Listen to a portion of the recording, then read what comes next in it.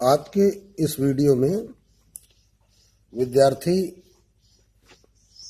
इस प्रश्नावली का प्रश्न संख्या 4 ध्यान देंगे। निम्न रैखिक समीकरणों के युग्मों में से कौन से युग्म संगत या असंगत हैं? यदि संगत हैं तो ग्राफीय विधि से हल कीजिए। तो समीकरणों के हल कितने प्रकार के होते हैं यह पिछले वीडियो में आप सभी को बताया जा चुका है। बच्चों, आपको ध्यान होगा जब a1 बटा a2 b1 बटा b2 के बराबर नहीं होता है तो समीकरण का एक अद्वितीय हल होता है जिसे हम कहते हैं संगत। और यदि a1 बटा a2 b1 बटा b2 के बराबर होता है तो जिस समीकरण का कोई हल नहीं होता है जिसे हम असंगत कहते हैं। यहां पर 4 खंड दिए गए हैं 4 प्रश्नों के रूप में। इन्हें हल करना विद्यार्थी आज सीखेंगे। जैसा कि पहला प्रश्न या पहला खंड दिया गया है x प्लस वाई बराबर 5, 2x प्लस 2y बराबर 10। तो अभी हमने बताया आपको कि हल जब आप देखते हैं तो वहां क्या स्थिति होती है। पहली स्थिति a1 बटा a2 is not equal to b1 बटा b2। तो ऐसी स्थिति में कैसा हल होगा? संगत। जब a1 बटा a2 और b1 बटा b2 ये बराबर होंगे तो हो जाएगा असंगत, प्रश्न की भाषा में। हालांकि हमने तुम्हें समझाया था कि इस संगत को हम क्या कहते हैं? अद्वितीय हल। दूसरे रूप में क्या कहते हैं? अद्वितीय हल। और इसका तात्पर्य कोई हल नहीं, हल नहीं।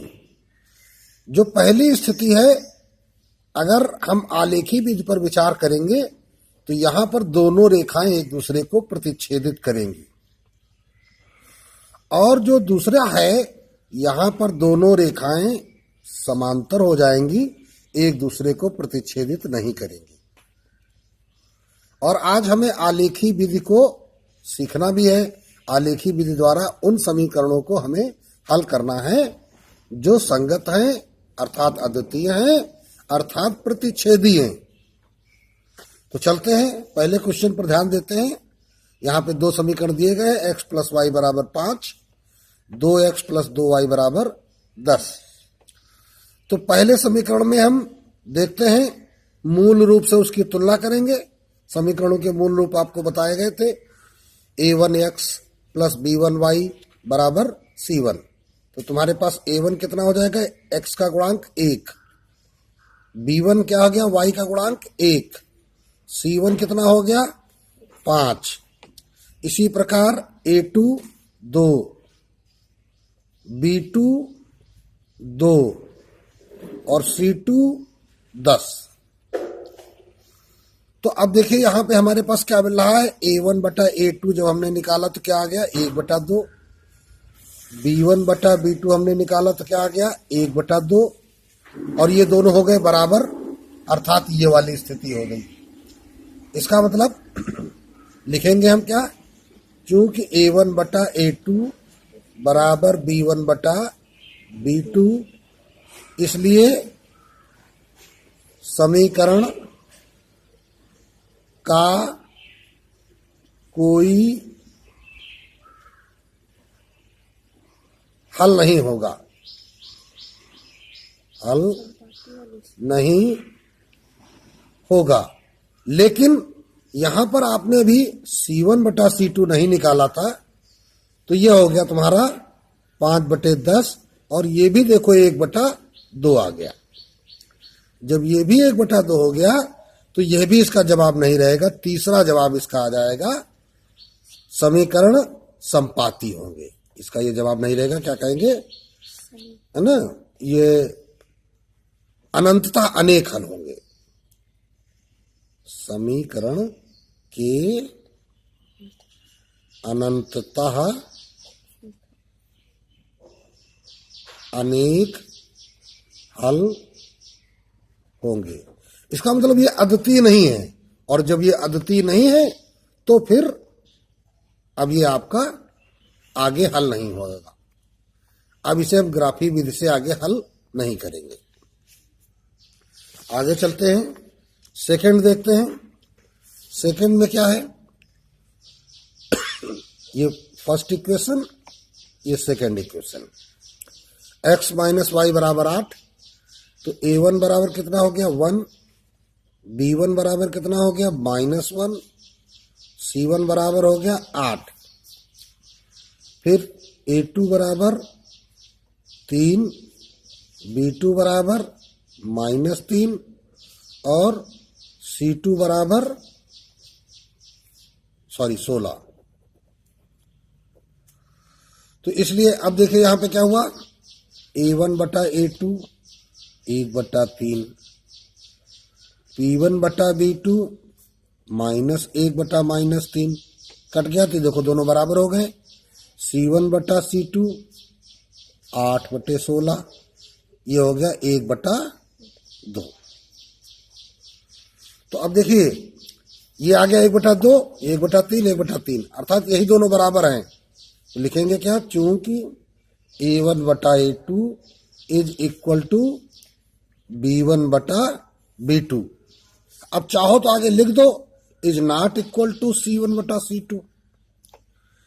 तो अब क्या कहेंगे, इसलिए समीकरण का कोई हल नहीं होगा, अर्थात क्या हो गया, असंगत है।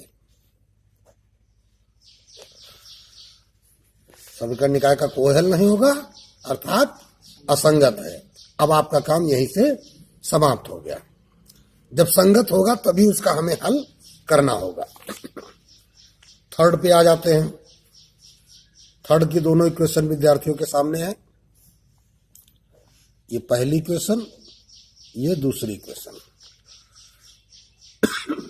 यहां ध्यान देना है कि ये समीकरण अपने मूल रूप में नहीं लिखे हैं, मूल रूप में नहीं लिखे हैं। तो आप क्या करते हैं, इन्हें आप मूल रूप में लिख सकते हैं।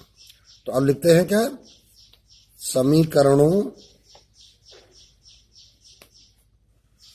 को मूल रूप में लिखने पर, तो 2x प्लस वाई -6 का पक्षांतर करिए बराबर 6, 4x -2y बराबर 4। अब इनकी नंबरिंग चेंज कर दीजिए, ये समीकरण 3, 4 बन गए। अब ये तुम्हारे मूल रूप में आ गए। कौन सा मूल रूप, ax प्लस by बराबर c के रूप में।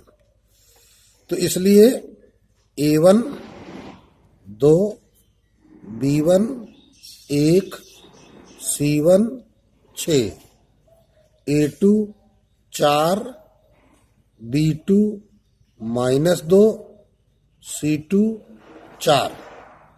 अब चेक करते हैं, a1 बटा a2 निकालते हैं, 2/4 कितना निकाल आया, 1/2 आ गया। ठीक है, b1 बटा b2 1/-2। अब देखो a1 बटा a2 1/2 और b1 बटा b2 -1/2, इसको हम ऐसे लिख सकते हैं। और c1 बटा c2 c1 बटा 6/4, 2 से कट गया तो 3/2। हमने शुरुआत में जब देखा था कि ये 1/2 और ये -1/2 आपस में बराबर नहीं है, तो फिर हमें ये काम करने की आवश्यकता भी नहीं है। हम सीधे सीधे लिख सकते हैं क्या, चूंकि a1 बटा a2 is not equal to b1 बटा b2 इसलिए समीकरण का अद्वितीय हल होगा। अर्थात क्या कहेंगे? संगत है, क्योंकि इस प्रश्न में संगत असंगत वाली भाषा बोली गई थी। अब हम इसका क्या करेंगे? ग्राफिक निरूपण करेंगे, ग्राफीय विधि से इसको हल करेंगे। कहा गया है इस प्रश्न में कि जो संगत है उन्हें ग्राफीय विधि से हल करिए। तो चलते उठाएंगे क्या? समीकरण कौन सा? 3। समीकरण 3 को बुलाइए। 2x + y = 6। अब यहां करना क्या होता है ग्राफीय विधि में? x का कोई ऐसा मान रखो जिससे y का सरल मान प्राप्त हो जाए। x का एक कोई ऐसा सरल मान रखो जिससे y का एक सरल मान प्राप्त हो जाए। तो जैसे देखो, अगर हम सोचें कि x की जगह हम 0 रख दें तो y बराबर क्या हो जाएगा? 6 हो जाएगा। ठीक है ना? अगर हम x की जगह 2 रख दें तो 2 दूनी 4, ये है +4, इसका पक्षांतर करोगे इधर तो -4, 6 में से 4 घट जाएंगे तो 2 बच जाएगा। अर्थात x का मान 2 रखने पर y का मान भी हमें 2 प्राप्त हो जाएगा। तो बच्चों ध्यान ये रखना है कि हमें x का ऐसा मान रखना है, हम चाहे 0 रखें, 1 रखें, -2 रखें, 2 रखें, 5 रखें, कुछ भी रखें, हमें जो y का मान प्राप्त हो वो बहुत बड़ा मान न प्राप्त हो। तो हम करते क्या है? x बराबर 1 लेने पर क्या हो जाएगा? 2 × 1 + y = 6। तो y बराबर 2 × 2 उधर ले जाओ, 6 - 2, y बराबर 4। फिर लिखेंगे x बराबर, अब की बार हम ले लेते हैं 2 लेने पर, x बराबर 2 लेने पर क्या हो जाएगा? 2 × 2 + y = 6। तो y बराबर 2 दूनी 4, उधर चला जाएगा -4, तो y बराबर 2। तो x बराबर 1 लेने पर y 4 आया था। तो इसका मतलब क्या हो जाएगा? जो बिंदु बनेगा a, जिसका नाम हम रखेंगे, वो कितना बनेगा? 1,4। और यहां पर जो हमें बिंदु मिलेगा इसका नाम हम b रखेंगे, ये मिल जाएगा हमें 2,2। तो ये हमें पहले समीकरण से प्राप्त हो गया। अब चलते हैं समीकरण 2 से लिखते हैं। समीकरण 2 नहीं, सॉरी 4 है ना। 2 को हमने शुद्ध करके कितना बनाया था? 4 से। 4 को बुलाइए। तो 4x - 2y = 4। तो x बराबर, अब देखो हम यहां पे क्या रखें? तो x बराबर हम एक वैल्यू को ही रखें।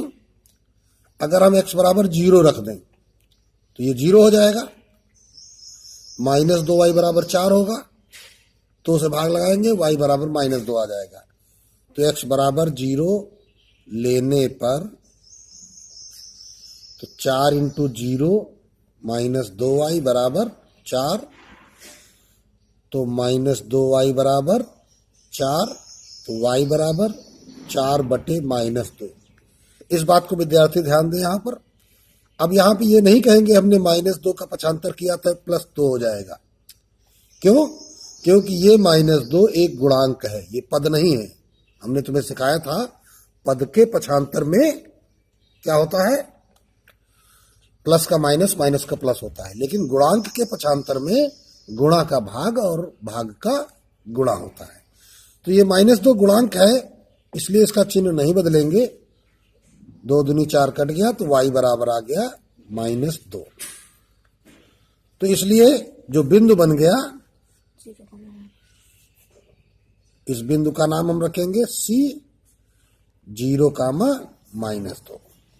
अब आते हैं एक्स की दूसरी कोई वैल्यू लेते हैं, एक्स का कोई दूसरा मान, अगर हम यहां पे लिख लें 1 लेने पर क्या हो जाएगा, 4 गुणित 1 माइनस 2y बराबर 4। विद्यार्थियों में से ध्यान रखें, एक्स का जो भी मान रखें वो एक्स की जगह रखते समय यहां जो चिन्ह छिपा हुआ है उसको जरूर दिखाएं। जैसे यहां गुणा छिपा हुआ है तो हमने देखो 1 मान रखते समय इसको जरूर दिखाया है, नहीं दिखाएंगे तो ये 41 बन जाएगा और गलती हो जाएगी। तो माइनस 2y, 4 एकम 4 उधर चले जाएंगे, माइनस 4, ये हो गया 0, तो माइनस 2y बराबर 0। अब y बराबर माइनस 2 का जब उधर भाग लगाओगे तो वो 0 ही हो जाएगा। तो अतः जो हमारा बिंदु प्राप्त होगा वो क्या प्राप्त होगा, इसका नाम d रखेंगे, 1,0। अब हमारे पास 4 बिंदु प्राप्त हुए। बिंदु ए क्या है, बिंदु ए बच्चों के सामने ये रहा 1,4, बी 2,2, 1,4, पी 2,2, सी 0,-2 और डी 1,0। इन चारों बिंदुओं से अब हम क्या करेंगे, आलेखीय निरूपण करेंगे। तो इसके लिए हमने क्या किया, सीधे एक चतुर्थांश बनाया और हमने आपको सिखाया था कि यहां पर ये चेक कर लीजिए कि सबसे बड़ी संख्या कितनी है, छोटी संख्या कितनी है। ये -2 सबसे छोटा है और 4 सबसे बड़ा है, अर्थात किसी रेखा पर हमको अधिकतम 4 खानों की आवश्यकता है। तो अब हम यहां थोड़ा सा खाना बड़ा ले लेंगे, जैसे हमने इतना बड़ा खाना ले लिया तो हम क्या करेंगे, ऐसे पहले बिंदु बना लेंगे। ये इधर हमने 4 बना लिए, इसी प्रकार इधर भी हम बना लिए हैं। अब चलते 1,4, तो अब देखो भाई 1 खाना आगे 4 खाना ऊपर, तो अब ये देखो 1 2 3, अब ये लाइन ऊपर और बढ़ाएंगे तो ये हमारा चौथा बिंदु होगा। तो 1,4 का तात्पर्य क्या है, 1 खाना आगे जाओ और 4 खांचे ऊपर जाओ।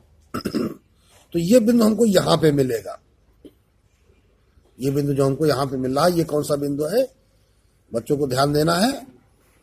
तो इसको हम यहाँ पे ऐसे निशान लगा के ये लिखते हैं, हमारा बिंदु कौन सा है, ए है 1,4, बी है 2,2, 2 खाने आगे और 2 खाने ऊपर, ये है आपका बी 2,2। अब हम करेंगे क्या, पटरी से इन्हें मिलाती हुई रेखा खींच देंगे, इन दोनों बिंदुओं को। ये हमने पटरी से मिलाती हुई रेखा खींच दी। जो ये हमने ए बी रेखा खींची है, इस रेखा का नाम क्या है, समीकरण नंबर 1। और समीकरण नंबर 1 हमारे पास था 2x + y बराबर 6। ये समीकरण कौन सी थी, अब इसको चाहो तो लिख दो, यहाँ पे हम ऐसे तिल लगा के लिख देते हैं, 2x + y बराबर 6। चलते हैं सी बिंदु, 0,-2, 0 माने यहीं खड़े रहो, -2 माने नीचे उतर जाओ, 1 2। तो ये बिंदु हमको मिल गया 0,-2 है ये सी बिंदु। डी क्या है, 1,0, 1 खाना आगे जाओ और 0 मतलब खड़े रहो, तो ये बिंदु मिल गया डी 1,0। अब हम क्या करते हैं, इन दोनों बिंदुओं को जब मिलाती हुई रेखा खींचेंगे, ये हमने इन दोनों बिंदुओं को मिलाती हुई रेखा खींच दी। और ये हमारी कौन सी रेखा है, ये हमारी दूसरी रेखा है। और ये रेखा क्या थी, 4x - 2y बराबर 4।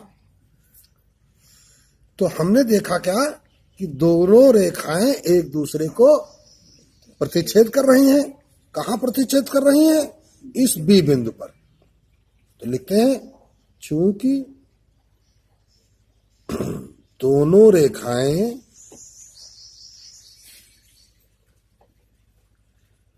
एक दूसरे को बिंदु 2,2 पर प्रतिच्छेदित करती हैं, इसलिए यही इनका हल हो गया। x बराबर 2 और y बराबर 2। तो इस प्रकार ग्राफीय निरूपण से ये हमने हल निकाल लिया। अब यहां ध्यान देने योग्य बात यह है कि कभी ये जरूरी नहीं रहेगा कि जो आपने पहले समीकरण से लाइन खींची थी, दूसरे समीकरण से लाइन खींची थी, तो प्रतिच्छेद बिंदु उन लाइनों का ही बिंदु मिल जाएगा। जैसे यहाँ का जो बी बिंदु है ये हमको मिल गया प्रतिच्छेद बिंदु, ये जरूरी नहीं है ना। जहां पे काटता है, मान लीजिए ये अभी यहाँ के बजाय यहाँ पे काटता, तो हम उसको इसके सामने उसके निर्देशांक निकाल लेते, हम उस पर अनुमान देख लेते कि ये किस किस बिंदु के सामने प्रतिच्छेद हो रहा है, और वह मान हम समीकरणों में हल करके देख भी सकते थे। कि जैसे अब ये दो दो मान आए हैं, तो चलते हैं भाई शुरुआत में प्रश्न में आते हैं। ये तुम्हारा प्रश्न था, देखो x की जगह 2 रखो तो 2 दूनी 4, प्लस y की जगह 2 रखो तो 4 और 2 6, 6 में से 6 घटा दो, कितना आ गया? 0 आ गया। अर्थात दिया गया मान समीकरण को संतुष्ट करता है। दूसरे समीकरण में भी चेक करो, 4 दूनी 8 और 2 दूनी 4, 8 में से 4 घटाओ 4, फिर 4 में से ये 4 घटाओ 0, हो गया। तो इस प्रकार ये हल आपका हो जाता है। अब आते हैं, देखते हैं फोर्थ क्वेश्चन। चौथा भाग इसका है, ये बच्चों के सामने आ गया है। 2x माइनस 2y माइनस 2 बराबर 0, 4x माइनस 4y माइनस 5 बराबर 0। तो अब इसको क्या करोगे? वही काम जो अभी पिछले सवाल में हमने बताया था कि इन्हें शुद्ध रूप में लिख लो, मानक रूप में। तो लिखेंगे हम 2x माइनस 2y बराबर 2। अब एक बात और थोड़ा सा ध्यान देना है, जब हम मानक रूप लिखने जाते हैं तो वहां पर क्या ध्यान देना जरूरी है, जैसा कि पिछले सवाल में हमने नहीं ये बात बताई, लेकिन अब तुम्हें जरूर ध्यान रखना है कि यदि किसी समीकरण में किसी संख्या से भाग चला जाए तो उसका भाग अवश्य देना चाहिए। जैसे यहां 2 का भाग चला जाएगा तो हमारे पास समीकरण क्या बन जाएगी? x माइनस वाई बराबर 1। ये हमारी समीकरण नंबर 3 बनी, जो इसका शुद्ध रूप है। फिर आते हैं, इसको देखते हैं। यहां देखो क्या था, 4 4 5, इसमें भाग जाएगा नहीं, तो इसमें क्या हो जाएगा? 4x माइनस 4y बराबर केवल इधर 5। ये समीकरण नंबर 4 हो गया। लेकिन समीकरण 3 4 तब होंगे जब इनको हमने 1 2 रखा होता, तो इनको तो हमने 1 2 रखा नहीं, तो हम चाहें तो यहां पर इनको 1 2 ही रख दें। केवल हमको इतना लिखना पड़ेगा कि दोनों समीकरणों को मूल रूप में लिखने पर, यहां पे हमें लिखना पड़ेगा मूल रूप में बदलने पर। क्या काम किया? मूल रूप में इनको बदला है। तो ये हमारे पास 2 समीकरण हमको मिल गए। अब इनसे ही हमें काम करना है, तो चलते हैं। a1 बराबर 1, b1 बराबर -1 और c1 बराबर 1, a2 बराबर 4, b2 बराबर -4 और c2 बराबर 5। a1 बटा a2 1/4, b1 बटा b2 -1 बटे -4 और c1 बटा c2 1/5। तो हमने देखा क्या, चूंकि a1 बटा a2 बराबर है b1 बटा b2 के, तो इसलिए समीकरण का कोई हल नहीं होगा। और जब कोई हल नहीं होगा अर्थात क्या है? असंगत है, असंगत है। तो जब यह असंगत है तो आगे का काम ही रुक गया, काम खत्म। तो अब ये तुम्हारा सवाल हो गया। तो इस प्रश्न में विद्यार्थियों ने अनेक प्रकार की स्थितियों को देखा और इस प्रकार आप कोई भी प्रश्न हल कर सकते हैं। आपको ग्राफिक निरूपण भी सिखाया गया और साथ ही हल समीकरणों के देखें कि कब संगत होंगे, कब असंगत होंगे, या कब अद्वितीय होगा, कब कोई हल नहीं होगा, कब अनंतः अनेक हल होंगे।